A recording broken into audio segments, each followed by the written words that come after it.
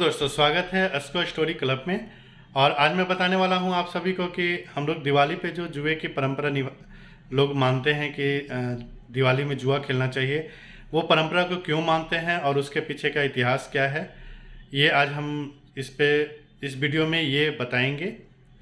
तो इस चैनल को सब्सक्राइब कर लीजिए। हम धर्म से जुड़ी बातें को हमेशा मैं बताता रहता हूँ और आगे भी बताता रहूँगा क्या धर्म है, क्या धर्म है, और लोग अगर किसी चीज़ को मानते हैं तो वो क्यों मानते हैं और उसके पीछे की सच्चाई क्या है। तो ज़्यादा ज़्यादा या वीडियो में आगे बढ़ने से पहले हमारे चैनल को सब्सक्राइब कर लीजिए।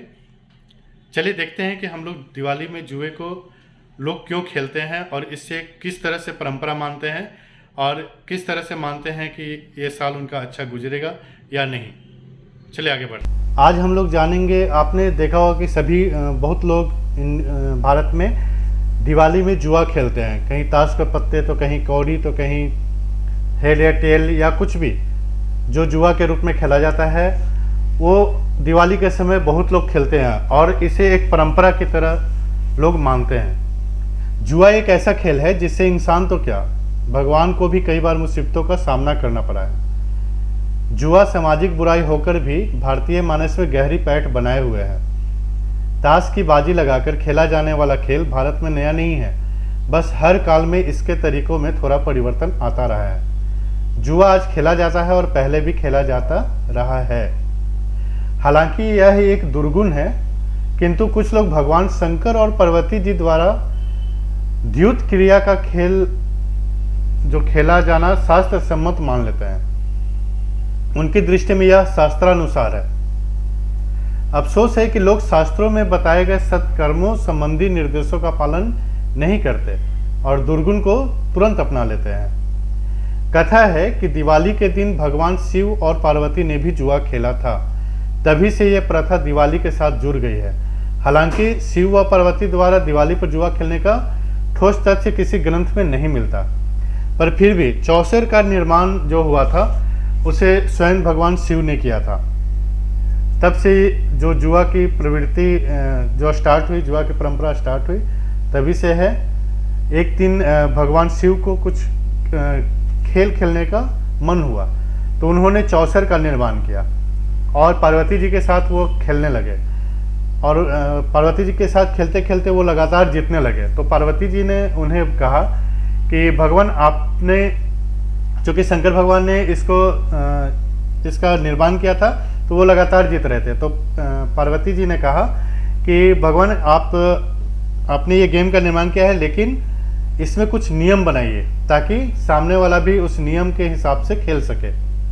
और तब नियम बनाया गया, और नियम जब बनाया गया और शंकर जी और पार्वती जी में खेल खेला जाने लगा, चौसर का खेल, तो लगातार शंकर जी हारते रहे और सब कुछ हार गए। उसके बाद लास्ट में कैलाश पर्वत बचा, वो भी उन्होंने दांव पे लगाया और कैलाश पर्वत भी हार गए। इस तरह से फिर मस्करी करते हुए, मतलब मजाक में, पार्वती जी ने कहा कि भगवान, अब तो आप कैलाश पर्वत भी हार गए, अब तो आपको कैलाश छोड़कर जाना पड़ेगा। लेकिन इसको भगवान ने सीरियस लिया और वो कैलाश छोड़कर चले गए। इधर फिर उसके बाद माता पार्वती और कार्तिकेय को शंकर जी ज़्यादा प्यारे थे, पिता ज़्यादा प्यारे थे, और गणेश जी को माता ज़्यादा प्यारी थी, पार्वती जी ज़्यादा प्यारी थी। तो इधर कार्तिकेय ने फिर जब पिताजी उनके चले गए छोड़कर कैलाश, तो फिर उन्होंने पार्वती जी के साथ खेला और लगातार जीतते रहे। सब चीज़ जीतकर फिर वो पिता के साथ चले गए, शंकर जी को ढूंढे और वहाँ पर फिर उनके साथ हो लिए। और इधर पार्वती जी को परेशान देखकर गणेश जी फिर शंकर जी के साथ जाकर चौसर खेले और उसमें फिर सब कुछ फिर से जीत लिया। फिर वो पार्वती जी के पास आए तो पार्वती जी ने कहा कि आपको पिता को भी, गणेश, आपको पिता को भी साथ लेकर आना चाहिए था। गणेश जी फिर, चूंकि माता पार्वती का कहना हमेशा सुनते थे, तो वो गए, शंकर जी से प्रार्थना की कि आप कैलाश चले आइए। फिर शंकर जी बोले कि एक बार मैं तभी कैलाश आऊंगा जब एक बार और पार्वती को मेरे साथ चौसर खेलना होगा जी। और ब्रह्मा जी उसका साक्षी बने और इस तरह से फिर से जब हुआ तो शंकर जी जीत गए हर चीज, वापस से फिर से जीत गए।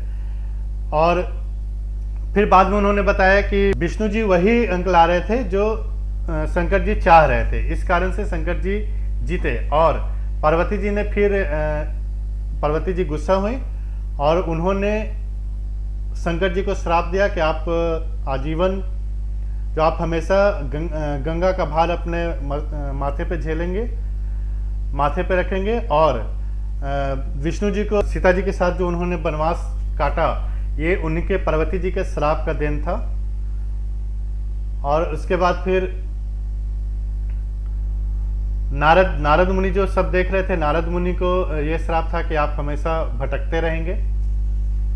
तो ये सब, और कार्तिकेय को ये श्राप मिला था कि तुम आजीवन युवावस्था, बाल अवस्था में ही रहोगे। और यही कारण है कि वो हमेशा बाल अवस्था में। तो ये सारा पार्वती जी के श्राप का असर था। फिर बाद में पार्वती जी को अफसोस भी हुआ, लेकिन सभी देव ने उन्हें माना कि ये जो आपका श्राप है वो टाला नहीं जा सकता, ये सबको भुगतना ही पड़ेगा। तो उसी समय से जब ये चौसर का निर्माण हुआ और उस समय जो ये खेला जाने लगा, तभी से ये लोग परंपरा बना लिए कि दिवाली के समय वो अपने भाग्य की परीक्षा लेंगे, वो अपना भाग्य आजमाएंगे कि ये साल उनके साथ कैसा बीतेगा, और वो इसको जुआ के रूप में देखते हैं, जबकि ये गलत है। जब ये सारा चीज हुआ तो ये सारी घटना के बाद शंकर जी ने स्वयं ये कहा था कि जो भी जुआ खेलेगा, जो भी चौसर खेलेगा या कोई सा भी जुआ खेलेगा, वो अधर्म में गिना जाएगा, वो अधर्म कहलाएगा। लेकिन लोग इस बात को नहीं समझे। ये ऐसा कहा गया है ना कि दुर्गुण को लोग जल्दी अपनाते हैं और अच्छी बातों को लोग नकारते हैं, अच्छी बातों को लोग इग्नोर कर जाते हैं, नज़रअंदाज कर जाते हैं। जुआ कभी भी किसी का भला नहीं किया है। इसमें हमेशा एक की हार होती है और दूसरे की जीत होती है। किसी के दुख के साथ किसी का खुशी कैसे अच्छा हो सकता है? तो किसी का खुशी का कारण अगर किसी का दुख बने तो वो खुशी भी गलत है। इस तरह से ये जुआ का परंपरा बना है। और जुआ सिर्फ शंकर जी को ही नहीं, इसे अलग अलग समय पर खेला गया है और यह हमेशा विनाशकारी रहा है, यह हमेशा विनाश का कारण बना है। महाभारत में राजा नल और दमयंती की कहानी आती है। दोनों में बहुत प्रेम था। नल चक्रवर्ती सम्राट थे। एक बार वे अपने रिश्तेदारों के साथ चौसर खेलने बैठे, सोने की मोहरों पर दांव लगाने लगे।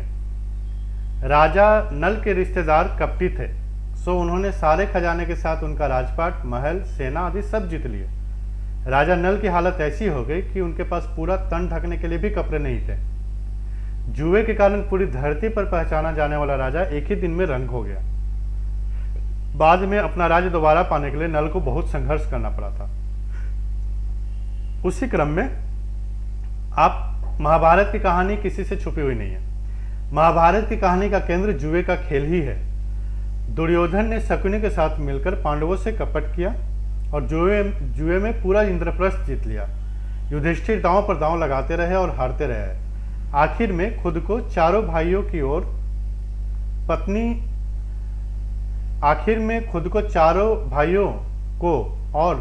द्रौपदी को भी हार गए। द्रौपदी का चिरहरण हुआ। फिर पांडवों को 13 साल के लिए वनवास जाना पड़ा। एक जुए के खेल ने उनकी सारी जिंदगी बदल दी।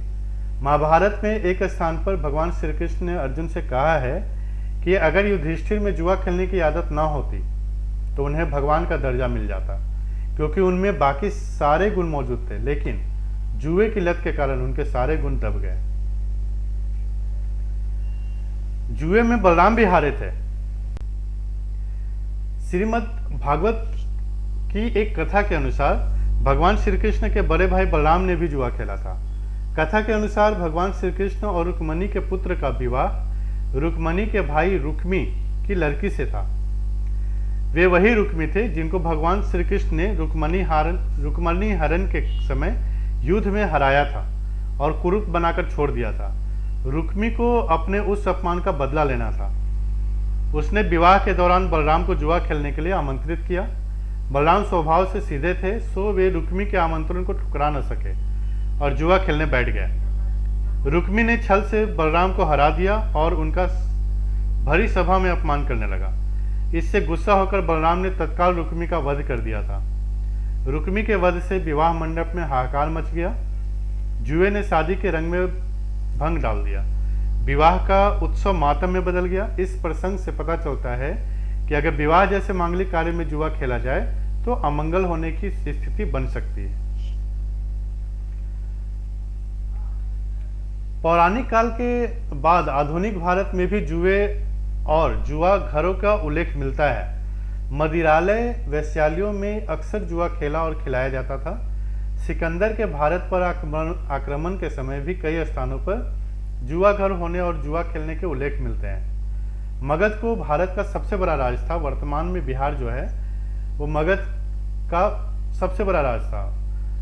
मगध में कई जुआ घर थे तथा नंद वंश के राजा धनानंद स्वयं जुआ खेलने के शौकीन हुआ करता था।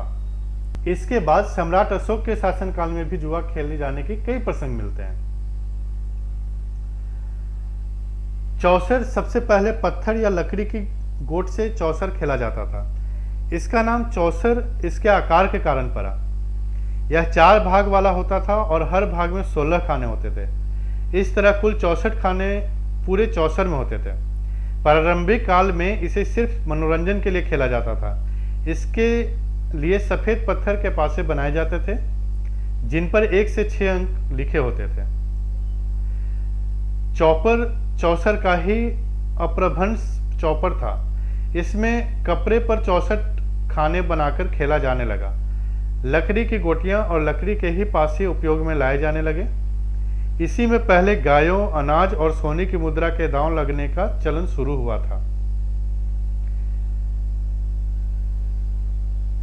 वर्तमान समय में ताश के पत्तों से जुआ खेला जाता है। कई प्रदेशों में दीपावली की रात में घरों में जुआ खेला जाता है। इसे कई लोग शुभ और लक्ष्मी के आगमन का संकेत मानते हैं, लेकिन धर्म ग्रंथों ने सीधी घोषणा की है कि जुआ एक व्यसन है। जहां व्यसन होते हैं वहां लक्ष्मी का वास नहीं होता। क्या होता है जुआ खेलने वालों के साथ? जो लोग जुआ खेलते हैं उनके लिए धर्म ग्रंथों में कई प्रकार की सजाएं लिखी गई हैं। गरुड़ पुराण, भागवत, महाभारत जैसे ग्रंथों में जुए के नुकसान बताए गए हैं। इसे खेलने वाले को बहुत कठिन यातनाओं से गुजरना होता है। पुराण कहते हैं कि जुआ खेलने वाले, जुए में छल करने वाला रौरवादी नरकों में जाता है और कई वर्ष तक यातना पाता है। जुआ खेलने वाले के घर से लक्ष्मी का वास खत्म हो जाता है। उसके घर में धन भले ही रहे लेकिन श्री मतलब सुख, वैभव, ऐश्वर्य चली जाती है। आप कभी भी कोई भी प्रसंग उठा लीजिए, कहीं आपको नहीं मिलेगा कि जुए के कारण कुछ अच्छा हुआ हो। तो आपसे भी आग्रह है और आप इस परंपरा को त्यागिए। ये एक दुर्गुण है। दुर्गुण को हमेशा अब खुद से दूर रखना चाहिए। ये शास्त्र भी सिखाता है और लोग भी सिखाते हैं, हमारे पूर्वज भी सिखाते हैं, हमारे भगवान भी सिखाते हैं। और भगवान की लीला हमेशा उसका उदाहरण के स्वरूप देखा जाना चाहिए कि किस कारण से क्या हुआ। जैसे लोग बोलते हैं कि महाभारत में और रामायण में हर प्रॉब्लम का सॉल्यूशन है, तो सॉल्यूशन किस तरह से है कि हम वहाँ बीते घटनाओं को अपने जीवन से जोड़ कर देखते हैं कि हमारे साथ ये घटना हो रही है तो उस समय जो घटना हुआ था उसमें क्या हुआ था, उसका रिजल्ट क्या हुआ था और उसमें क्या होना चाहिए था। तो इस तरह से जब हम घटनाओं को जोड़ कर देखते हैं तो महाभारत और रामायण में हर चीज का सॉल्यूशन मिलता है। उसी तरह भगवान की लीला भी इसी बात पे निर्भर करती है। यही दर्शाती है कि मनुष्य को क्या करना चाहिए और क्या नहीं करना चाहिए, क्या धर्म है क्या अधर्म है।